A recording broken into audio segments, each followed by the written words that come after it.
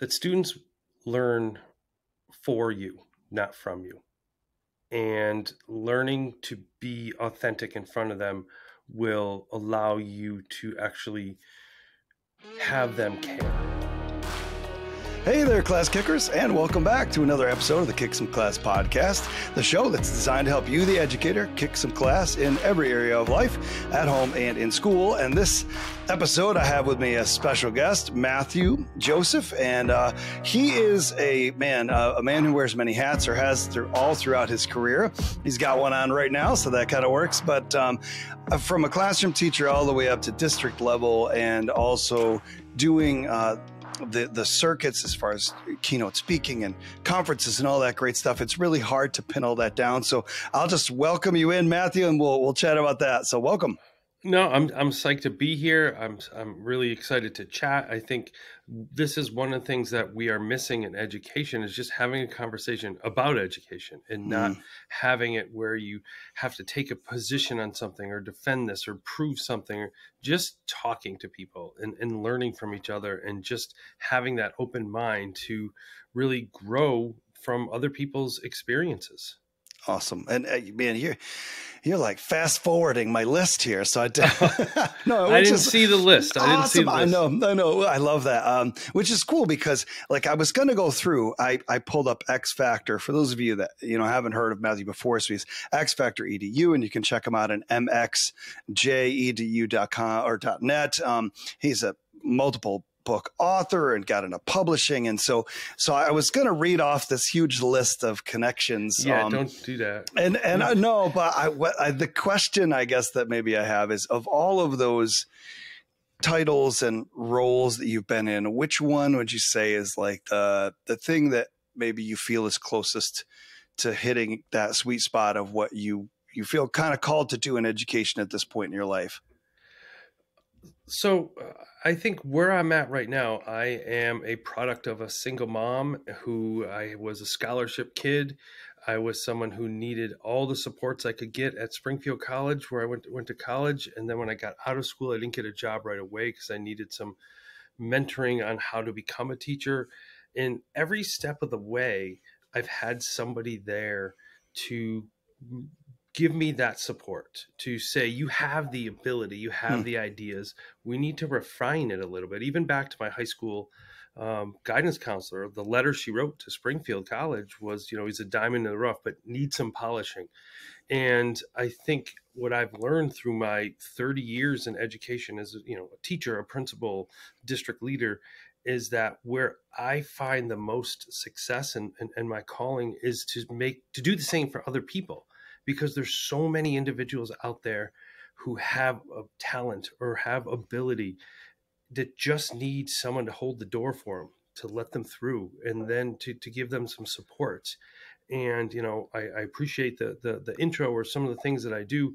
But what I tell everybody is I'm a guy who's seen some shit, and I'm just going to share it with you and help you to get where you want to go. Because I've leaned on a lot of people in this field who've helped me. And most of them didn't need to, because we're essentially competition, I guess, as publishers and authors. But I have found it that there's enough for everybody to go around. And for me, I have found the most happiness and success seeing other people start to succeed and have some form of part in that. Man, you probably you said 5 things I want to talk about. And I don't know if my brain can even remember them all. This is why I was like, no, let's just go. Man, right. I love it. But you said in education today, I won't even go there. I'll say in American society, it's so hard for people, parents, teachers, even students, to accept that they would see almost what you said, I feel like, as a criticism, a diamond in the rough, but is in the rough, right? Like, of course we all are. That's the goal of life. But you took it as the push for opportunity. And I feel like sometimes we avoid that. We try to present this perfect persona, or to say that we have no weaknesses. And so just for people like watching or listening, I catch that you don't say that with any negativity, right? It just is what it is. No. And I do not surround myself with people who claim to be perfect, who carry themselves as perfect. Obviously, I want driven people who are kind and empathetic and are Oh, willing to work and try. I'm a 51-year-old district administrator with my doctorate in education and 4 published books. And I go on to learn from people every single day. And I don't say the credentials in a big time way. I'm saying yeah. it in a, people could look at that and be like, you're accomplished, you do this. I love to learn from other people because I have a large gap of things I don't do. Yeah. Right. So I am internally driven to be the best. I'm not saying I am by any means, but I can't get there unless I know more things. I don't do a lot in social emotional learning, so I'm always listening. We have that Oh, mutual friend, Brian Aspinall. I don't yeah. do a Yeah. lot in computer science, so I listen. Mm. I learn from individuals doing it because it's, one, free, and two, it only helps me to be better at my current role in my district, but then current role to support our authors at X Factor Publishing. Yeah. Man, it, you hit on something else there too, man. It's like, it's that Told you we didn't need a list. the scarcity mindset, right? Like you had said before about competition, and I found kind of the same thing, I would say, as you gave me your book, and so when we met up at Nice Gate, and just to kind of read through that PLN 2.0. So Sure. I'm going to do poorly, and then I'll let you kind of correct me. But the Professional Learning Network, I feel like, is something that was not pushed out enough for me. And I'm not blaming anyone, because I probably had opportunity to seek out my own. Here I am 25 years in, right? And like, now I'm getting one. And so in the sense of the way you pitch it as a 2.0 in Power of Connections, which is one of his books, yeah, I mean, why don't I let you use your own words? Like, what is that 2.0? Sure. So, I was a classroom teacher, and I collaborate. I started as a 3rd grade teacher. I actually started as a residential teacher in a boys' school. But when I got into public schools, I was a 3rd grade teacher. So who did I speak to? The other 3 3rd grade teachers. One was a woman in her last year of retirement. So she's just like, I'm out. And 2 have been in the field for 25 years. And here comes this kid male elementary teacher, and they're just like, yeah, dude, you don't do any of those things. So that was my circle of people for a little bit.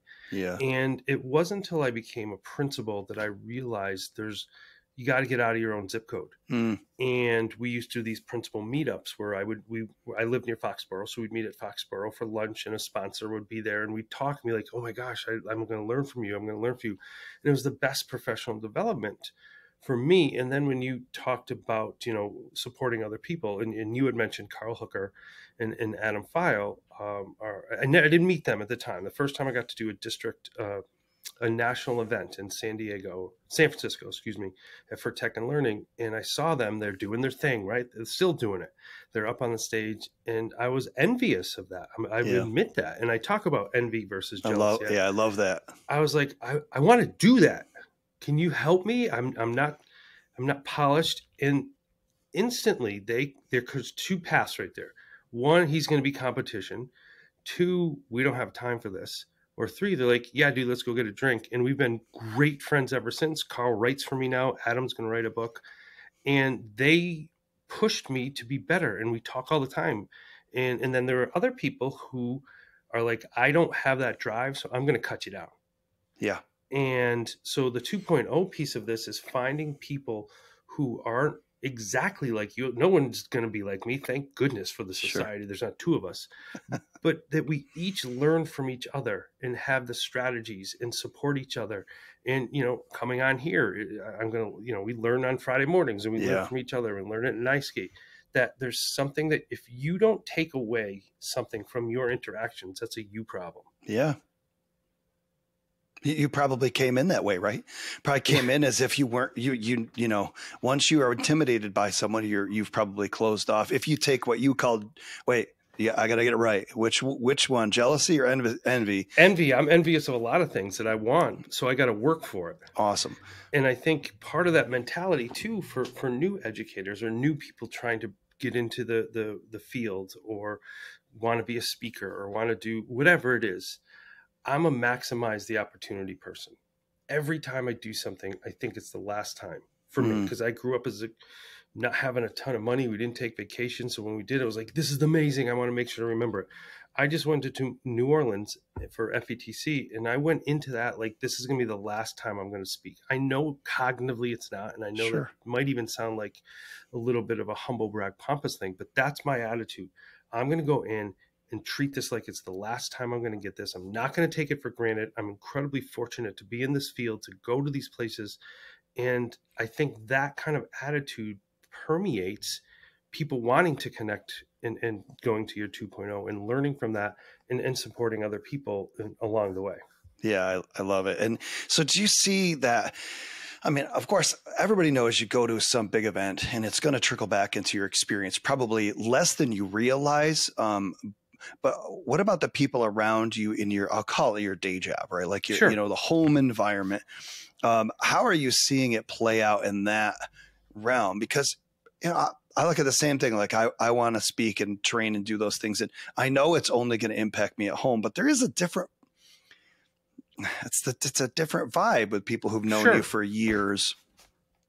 So yeah, my current role is I'm a practicing district administrator. Like I've been in public schools since 1995, and I'm the director of supervision and evaluation in Brockton Public Schools. And how that connection in PLN 2.0 impacts my current role is it's almost like, because I have had these experiences and very fortunate and honored to have them, it demystifies the fact that someone can do something. So I was supporting a principal this week, and I said, let me see what your staff meeting is. And she showed me the staff meeting. And, I'm at a point in my career, I'm like, that is so boring. Like, nobody wants to do that. Right. And she looked at me, and she's a first year principal, and she's like, well, I thought this was what we were supposed to do. And I was like, yeah, no. What do you want to do? And it's in my role now in the connection, how bringing like the events, as you said, into my day job is to give permission to relax a little, to your staff meeting, let the staff present, let's do this. And because not everybody has that. And I understand that, but to come in and say, let's run it like an event. Let's run your staff meeting. Let's run your PD day where the people get to choose the staff. And they're like, can we do that? Like, where are these unwritten rules in education that we have put on ourselves?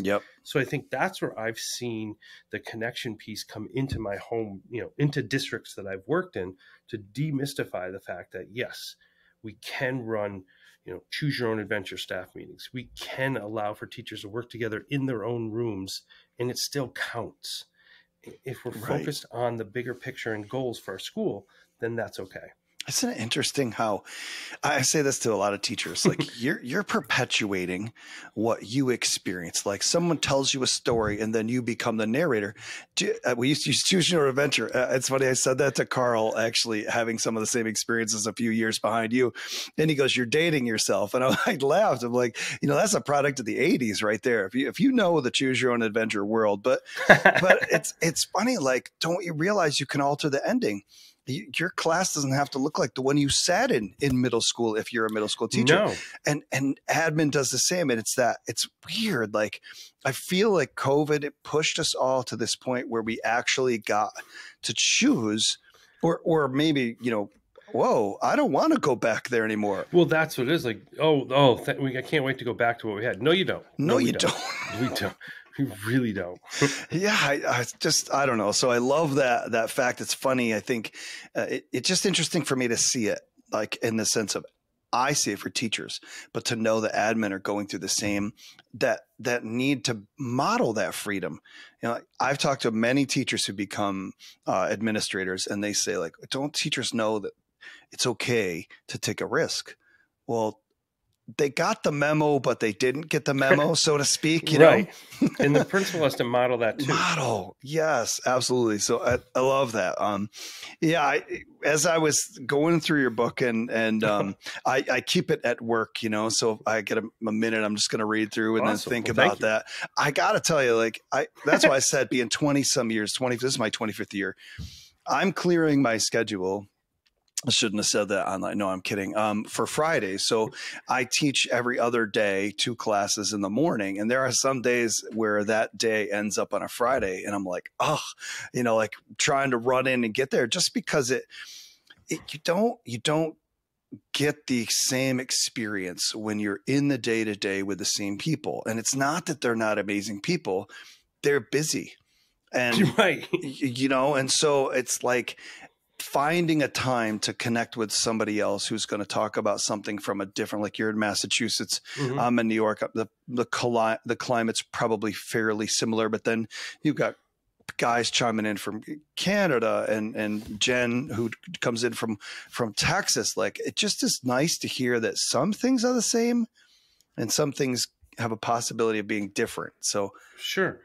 There wasn't a question in there. I'm sorry. I realized That's right. that. And I think for those listening, what Brian is talking about is on Friday mornings, we do an Innovators Lounge where we meet people and talk about topics from across all forms of education in the world. And that literally came from writing the book, Power of Connection, because I was like, I'm going to write about this thing if I don't do something that shows how we can do it. And it's great to, some weeks we have 3 people, some we have 20.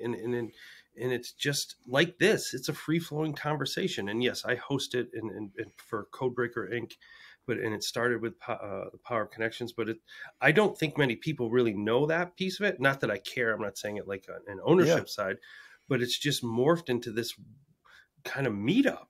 And one of the things I've been pushing, and for anybody listening out there in a district, this is professional development. I get free professional development from amazing educators from across the globe. We've had people from, India, from NAMI was on, Brett was on from Australia. Like, we have people from around the globe chime in, George's, I think, from England, and just to get a perspective, because it makes you better. Yeah. And I mean, by the time this comes out and you're watching this, on YouTube or listening, Jed Stefanowicz, who is just going to be a couple episodes ahead of you, like, that's where I met Jed. Actually, the very first time I had to teach, my class got out at 8:59. I literally booked it to my office and everybody was getting off the call. And it was Jed and Chris were still in there. And we talked for about 5 or 10 minutes. And then I was like, oh man.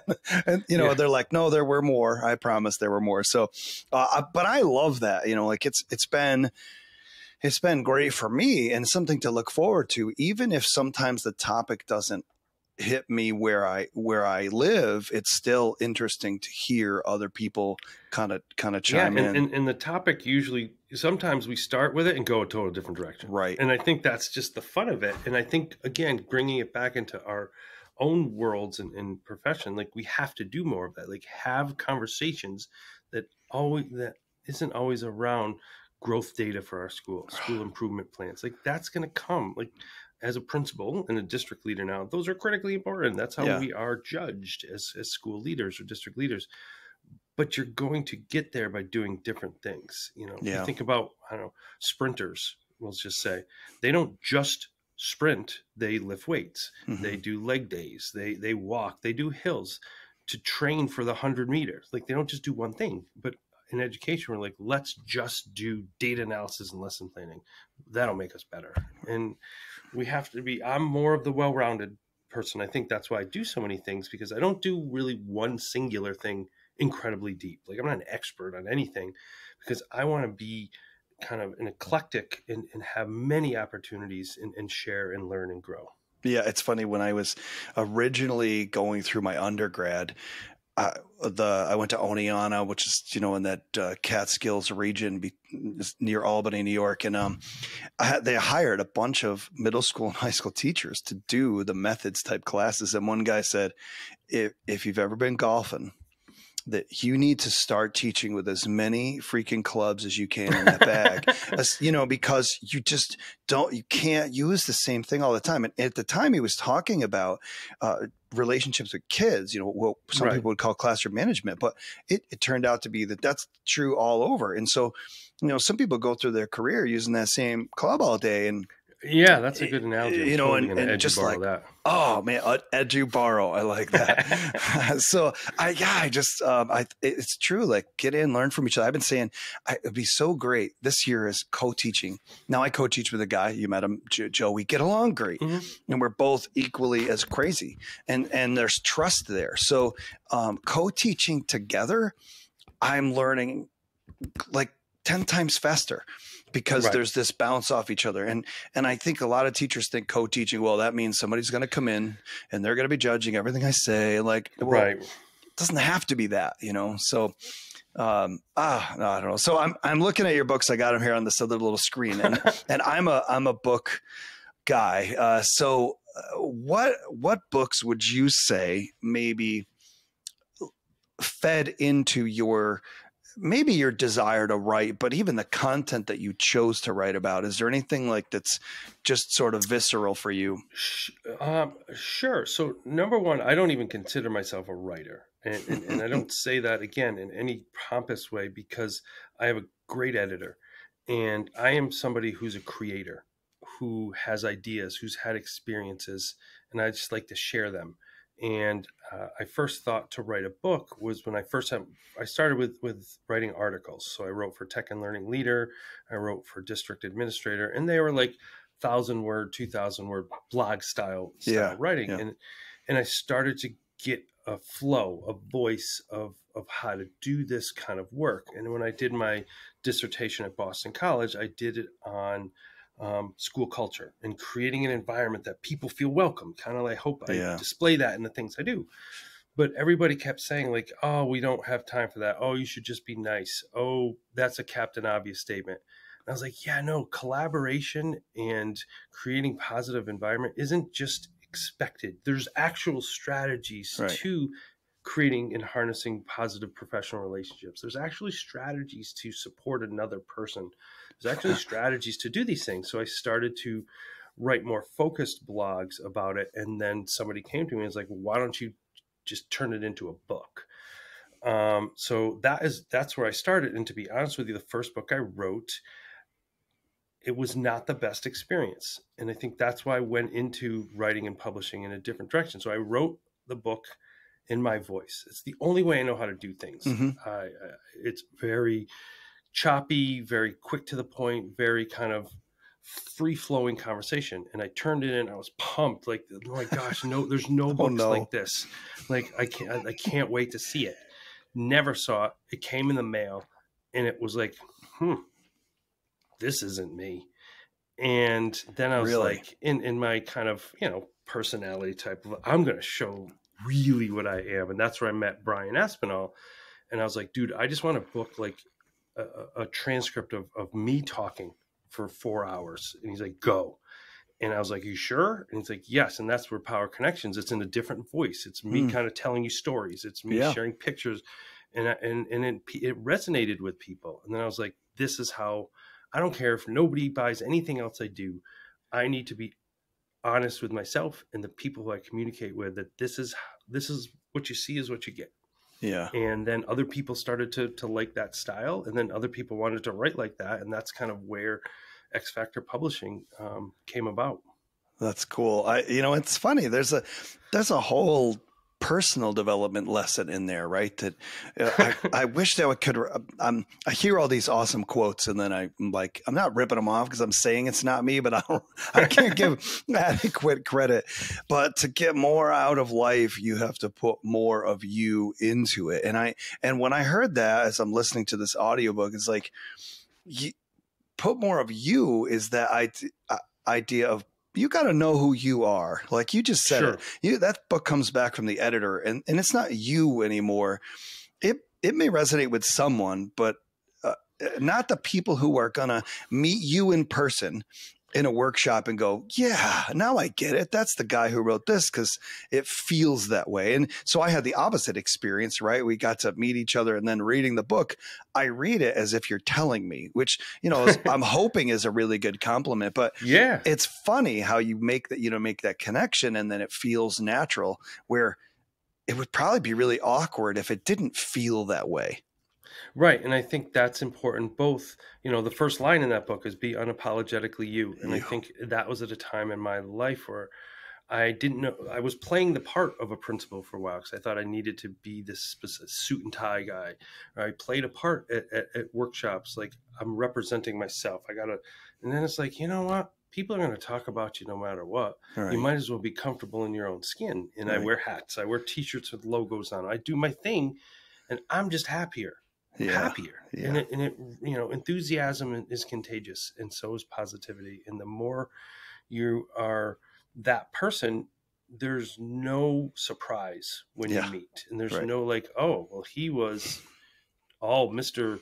formalized in his book, and now he's, having a drink with these people. I wouldn't expect that, and I never want anybody to say that. Yeah, man, it's good. Well, it's funny that okay, so side point, like you're talking about writing, knowing that you want to meet the people who read it. Like that's the level of connection and the authenticity of your message, rather than saying, I wrote a book, I hope you like it, just please don't ever tap me on the shoulder in public. I don't think any author would ever say that, but you're overtly saying the exact opposite, that you want, if you come across somebody, you just want that to be the same. I think that's a really great testament to what you're writing about. And I think in the writing is the same thing you had talked about bringing back to your district. I want to let other people know, like, it's okay that if this is a style of voice that you like, it's okay that you don't have an advanced degree, but you have a story to share. And a lot of our authors, have that. And, Lori Keon, who we know both, and she's from New York, her book's coming out in a few weeks, and, Awesome. And she's like, oh, I'm an ed tech coach. Awesome. Then share that. Yeah. And be proud of that. And I think to demystify what an author looks like, sounds like, is educated like, and because all books are stories, and I'm not minimizing them.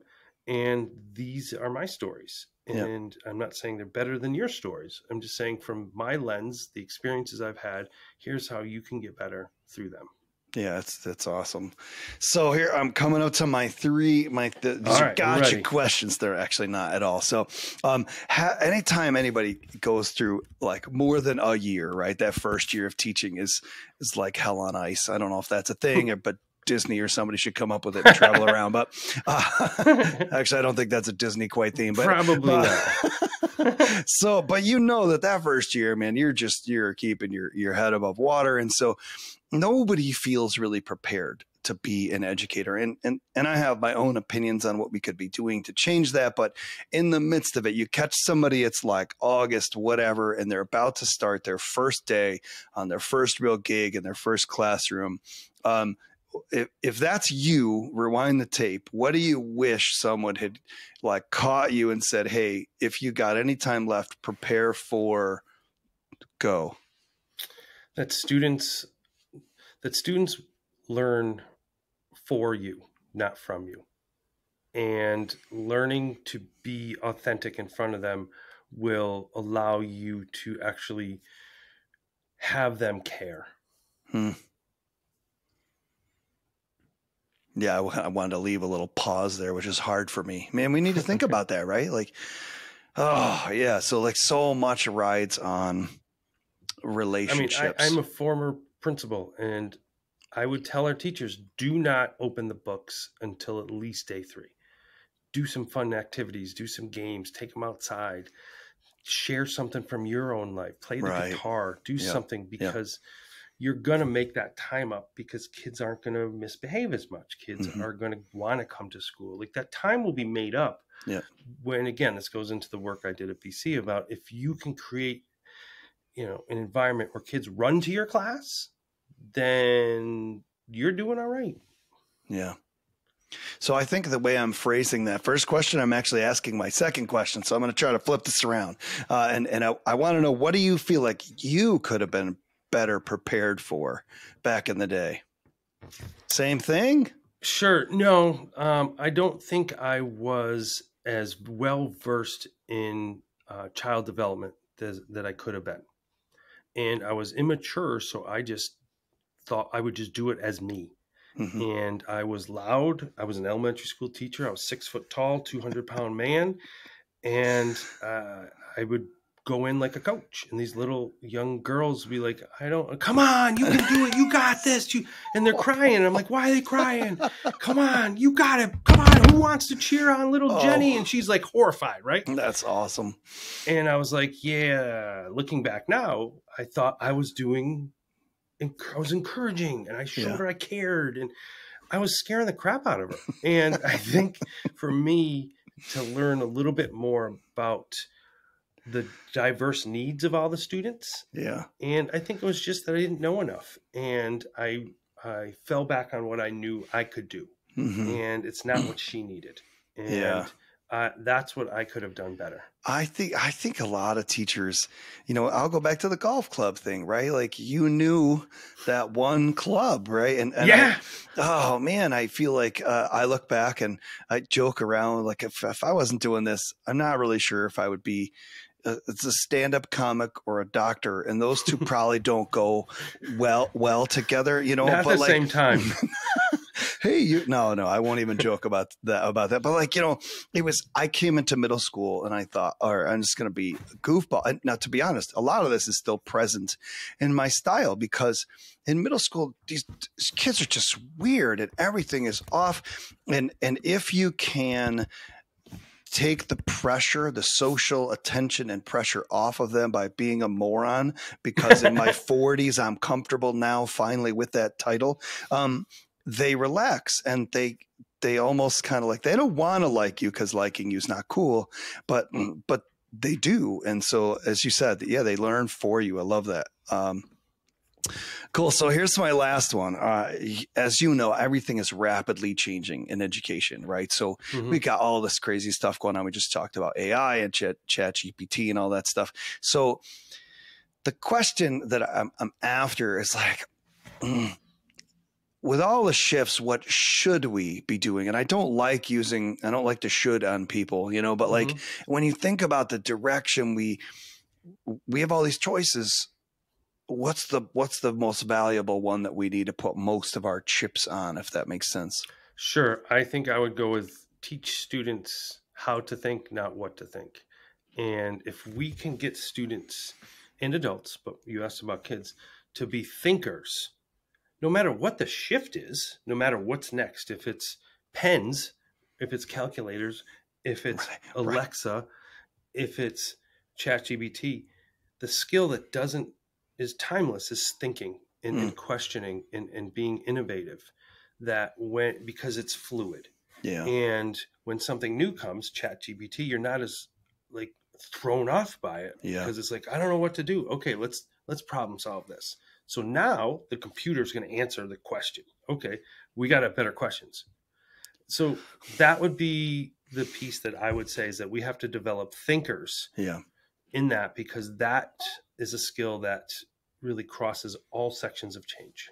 I wish I could find it. I printed it today, actually. I don't print a whole lot anymore, but there's a think tank in your neck of the woods. It's in the Boston area. It starts with a P, and I can't remember, but they just released a survey of the general public and parents and what they think education should be moving towards post-ish pandemic. And it's really interesting to see what is at the top is almost everything you just said, is the character, critical thinking, and then practical life skills were like 1, 2, and 3. I can't remember exactly the order. And do you know what standardized curriculum, where that was on the list? Probably not on it, or very low. 44 or 47 out of 50. But if you ask that same question of like the federal level or state level people who make decisions that impact education, it's almost a complete reversal. And it struck me like that if we really took a step back, and this is probably where I'm pontificating a little bit, and asked the question, what are we here for? Scrap all the stories of the past, what education has always been. I don't care. If you just said, why do we educate kids? What is the goal?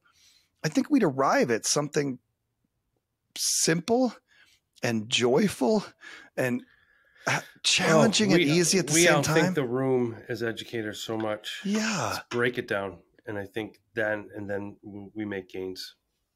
Yeah. So awesome. Where can people find you and your stuff all over the interwebs? Sure. I think the best starting point, as I put my Twitter handle down there, it's at Matthew X Joseph, because on there you'll have a link to my website, which will get you to the books in professional development, which will get you to Xfactoredu. I think is probably the home base at Matthew X Joseph. If you wanted the short link to my website, it's xfactor.link. Those are the two that I share the most because they're the shortest and they can get you to everything. Awesome. Awesome. Well, at the end, I always end with this line, and it's the last couple of times I've got a chance to weave something else in here. But before I do that, I just want to say thanks, Matthew. It was awesome having you on. Glad we can make this work. Absolutely. So regardless of where you are right now in your educational journey, it's up to you to take this episode, find your X Factor, and get out there and kick some class. We'll catch you guys in the next one.